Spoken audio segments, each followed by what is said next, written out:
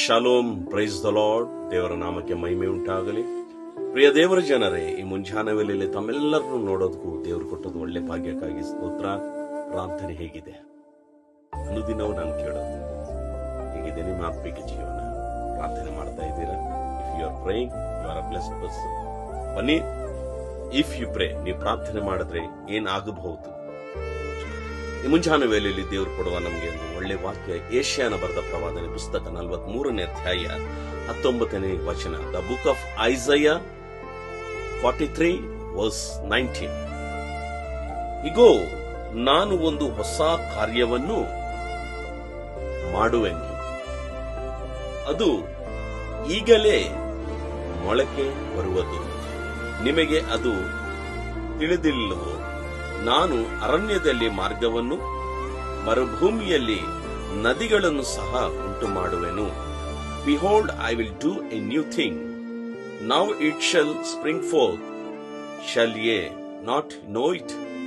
I will even make a way in the wilderness, the rivers in the desert. Praise the Lord. Hallelujah. ಪ್ರಿಯ ದೇವರ ಜನರೇ, ಯಾರು ದೇವರಿಗಾಗಿ ಅನುದಿನವೂ ಅವರು ಜೀವನ ಪ್ರಾರ್ಥನೆಯಲ್ಲೂ ಕಲಿಯುತ್ತಾರೋ, ಯಾರು ಪ್ರತಿದಿನ ದೇವರಿಂದ ಸಹಾಯಕ್ಕಾಗಿ ಎದುರು ನೋಡುತ್ತಾರೋ, ಯಾರು ದೇವರ ಪಾದವನ್ನು ಹಿಡಿದುಕೊಂಡು ಕಣ್ಣೀರಿನಿಂದ ದೇವರಿಗಾಗಿ ಎದುರು ನೋಡುತ್ತಾರೋ, ಅವ್ರಿಗಾಗಿ ದೇವರು ಹೇಳುವುದೇನೆಂದ್ರೆ, ನಾನು ಒಂದು ಹೊಸ ಕಾರ್ಯವನ್ನು ಮಾಡುವೆನು, ಅದು ಈಗಲೇ ಮೊಳಕೆ ಬರುವುದು.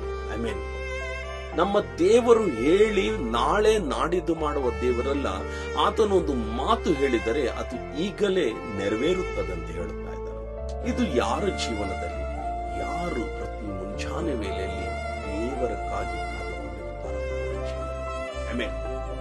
ಪ್ರಿಯ ದೇವರ ಜನರೇ, ದೇವರು ಯಾವತ್ತೂ ಕೂಡ ಬಯಸೋದೇನಂದ್ರೆ, ನಮ್ಮ ಜೀವನದಲ್ಲಿ ಒಂದು ಹೊಸ ಕಾರ್ಯವನ್ನು ಮಾಡಬೇಕು. He is always eager to do a new thing in our lives. When you wait, when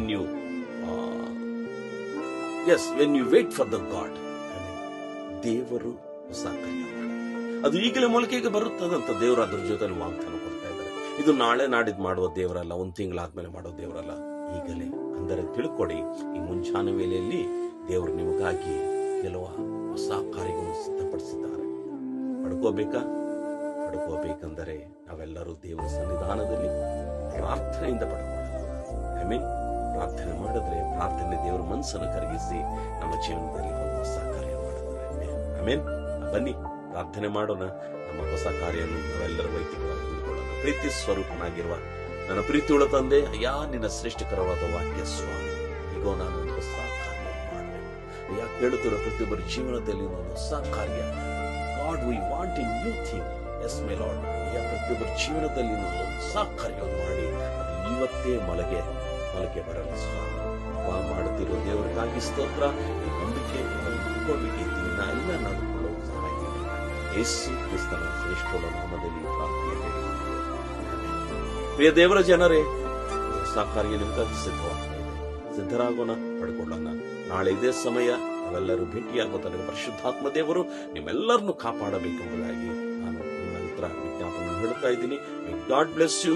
price the Lord. May God bless you.